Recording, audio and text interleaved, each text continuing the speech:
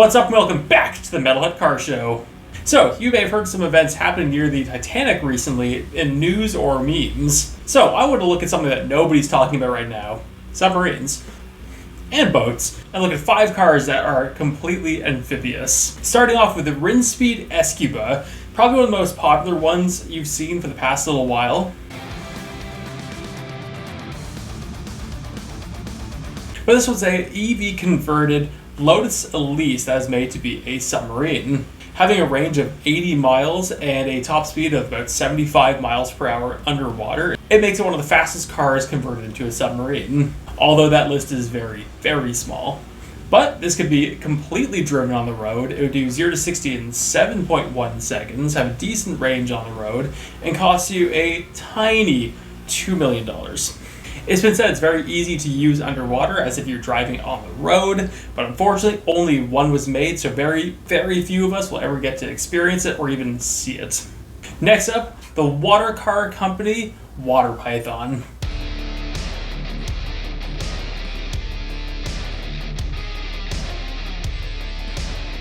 The Water Python is made to be a fully functioning car that you could use in the water. The whole reason of every car in this video. But what made it different, it was highway approved. It made over 400 horsepower from a Corvette LS2, I believe. So it actually do 0 to 60 in under 5 seconds and do a quarter mile in the mid-12s, making it the fastest vehicle on this list. And, like everything else, you could completely use it on the water. Super, super cool. This is like the over-the-top brother of the Chevy SSR. But I have to say, it looks odd. It has like the front end of a Dodge Ram, but also the rear end taken straight off a C6 Corvette.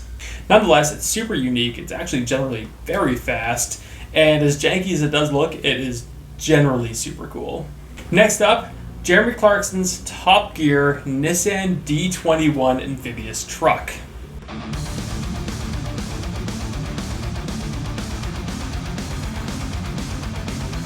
So this truck was used in the Top Gear Amphibious Car Challenge 2 when they were crossing the channel. Now I think the Toyota is a lot more popular than Nissan, but the Toyota failed. The Nissan actually achieved way more, and it was a lot better thought through than the Toyota was.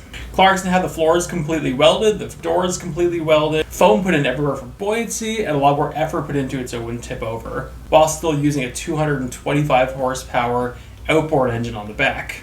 The Toyota is the cooler one, but this one is generally the better one. Next up, the 1960s Amphicar.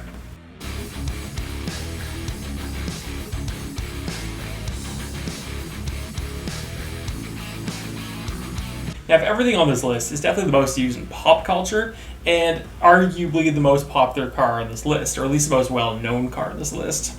Number 1 might argue that, though.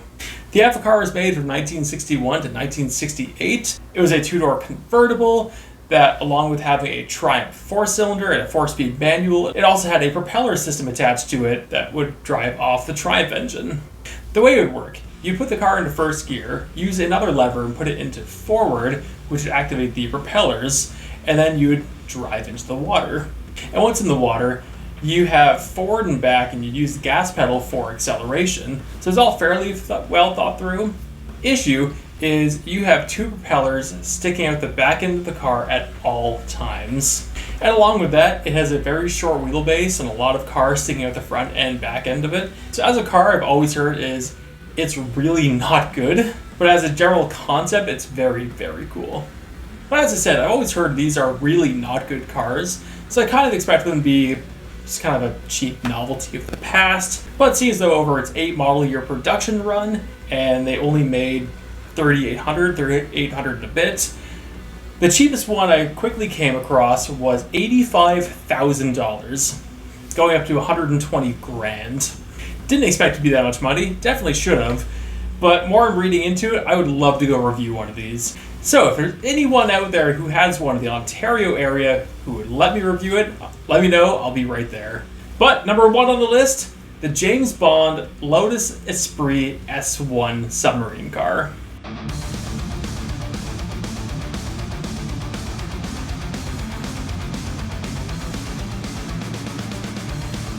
Made for the spy who loved me, this was a 1977 Lotus Esprit, so one of the very, very early Lotus Esprits, and it was designed to be a working submarine.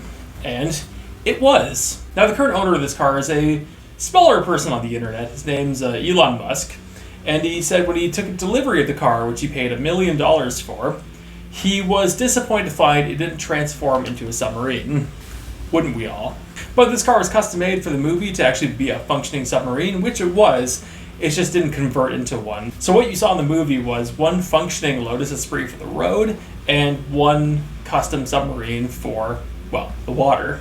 It has a row of propellers to project it, but again, this was a completely functioning vehicle, which is super, super cool. Anyway, I know there's a few I missed, but I want to know, what is your favorite amphibious car or car that's been turned into a submarine? Also, this video is not sponsored by Logitech, but also if Logitech's watching, let's talk. Thank you all so much for watching. Like, subscribe if you enjoyed, if you've seen. I post on Tuesday, Friday, and Sunday, and I'll see you later.